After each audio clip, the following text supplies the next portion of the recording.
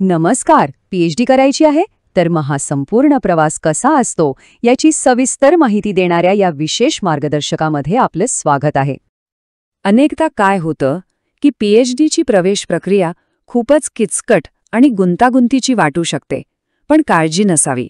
आजच्या या माहिती सत्रामध्ये आपला उद्देश हाच आहे की ही सगळी प्रक्रिया एकदम सोप्या आणि सरळ भाषेत समजून घ्यायची, जेणेकरून जे कोणी संशोधक बनू इच्छितात त्यांना एक स्पष्ट दिशा मिळेल.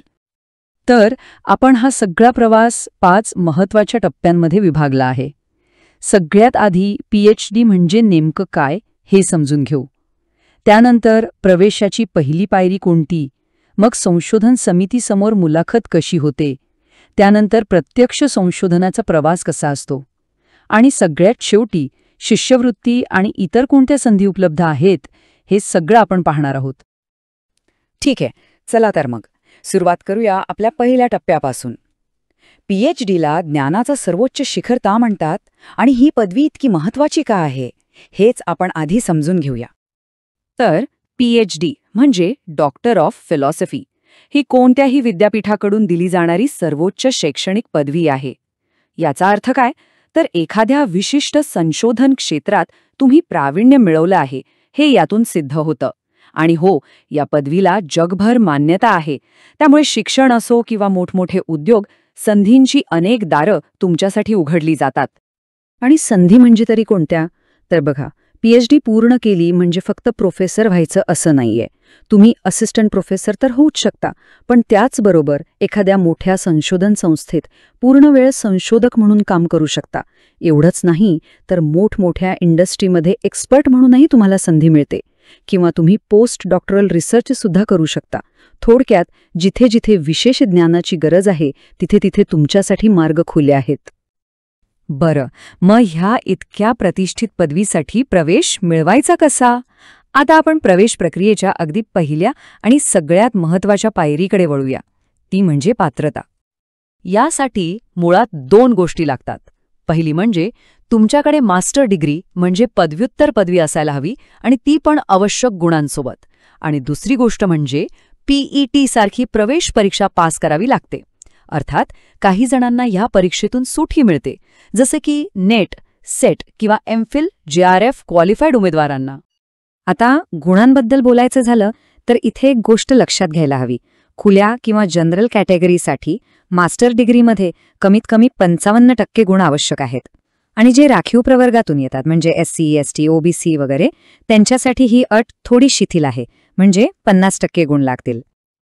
आणि हो, एक सगळ्यात महत्त्वाची गोष्ट, जर तुम्ही आधीच नेट, सेट, एमफिल किंवा जेआरएफ सारखी एखादी राष्ट्रीय स्तरावरची परीक्षा पास केली असेल तर तुम्हाला पीएचडी एंट्रन्स टेस्ट म्हणजे पीईटी परीक्षा देण्याची अजिबात गरज नाही.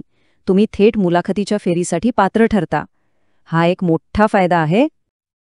आता ज्यांना पीएचडी परीक्षा द्यायची आहे त्यांच्यासाठी परीक्षेचं स्वरूप समजून घेणं खूप गरजेचं आहे. ही परीक्षा एकूण 100 मार्कांची असते आणि ती 2 समान भागांमध्ये विभागलेली असते. पहिला भाग असतो रिसर्च मेथोडॉलॉजीवर, ज्याला 50 मार्क असतात, आणि दुसरा भाग असतो तुमच्या विषयावर म्हणजे सब्जेक्ट स्पेसिफिक, त्यालाही 50 मार्क असतात. म्हणजे तुमची संशोधनाची समज आणि विषयातलं ज्ञान दोन्ही तपासलं जातं. आणि ही परीक्षा पास होण्यासाठी किती गुण लागतात? तर बघा, ओपन किंवा जनरल कॅटेगरीसाठी तुम्हाला 50% गुण मिळवावे लागतील, आणि राखीव प्रवर्गासाठी ही अट आहे 45%.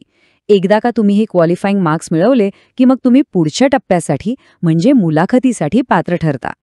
चला, प्रवेश परीक्षा तर पास झाली. आता पुढे काय?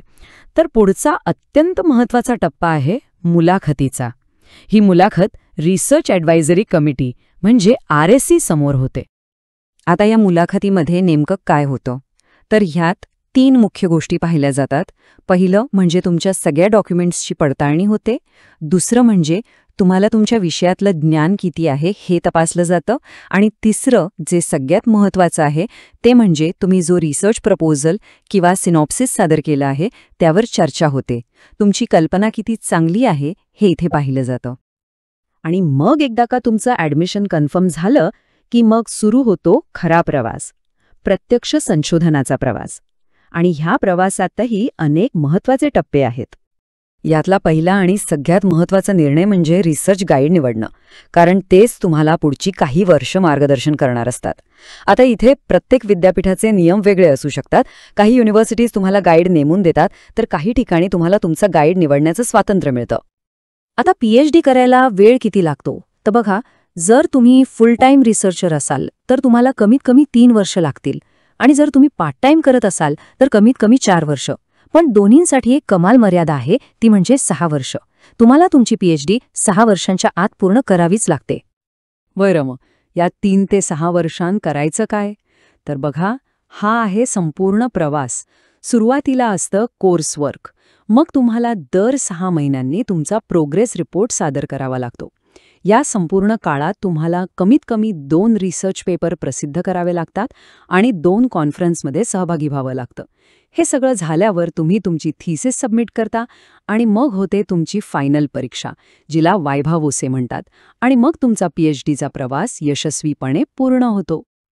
आणि हो, थिसिस लिहिताना एक नियम खूपच कडकपणे पाळावा लागतो, तो म्हणजे प्लेजरिझमचा. म्हणजे तुम्ही इतरांचं लिखाण जसंच्या तसं कॉपी करू शकत नाही.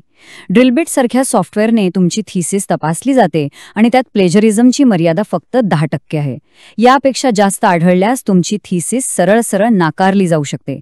त्यामुळे ही गोष्ट खूप महत्त्वाची आहे. बरं, आता संशोधन तर करायचंय, पण त्यासाठी लागणाऱ्या खर्चाचं काय? तर चला, आता आपण शिष्यवृत्ती आणि आर्थिक मदतीच्या संधींबद्दल बोलूया.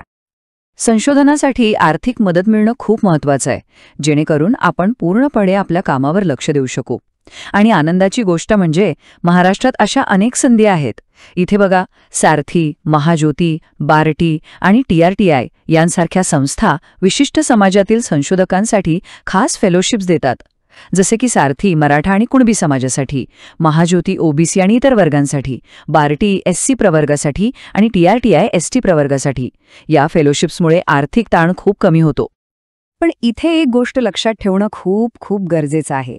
या सगळ्या फेलोशिप्ससाठी अर्ज तुम्ही तेव्हाच करू शकता जेव्हा तुमचं PhD ॲडमिशन कन्फर्म झालेलं असेल. म्हणजे आधी प्रवेश निश्चित करायचा आणि मगच शिष्यवृत्तीसाठी अर्ज करता येतो. ही गोष्ट विसरू नका. तर आता PhDचा संपूर्ण मार्ग आपल्यासमोर स्पष्ट आहे. प्रक्रिया कशी आहे हे कळलंय. आता प्रश्न उरतो तो हेतूचा. ज्ञानाच्या या अथांग सागरात आपण असं कोणतं नवीन योगदान देणार आहोत, आणि त्यासाठी आपल्या संशोधनाचा विषय काय असेल?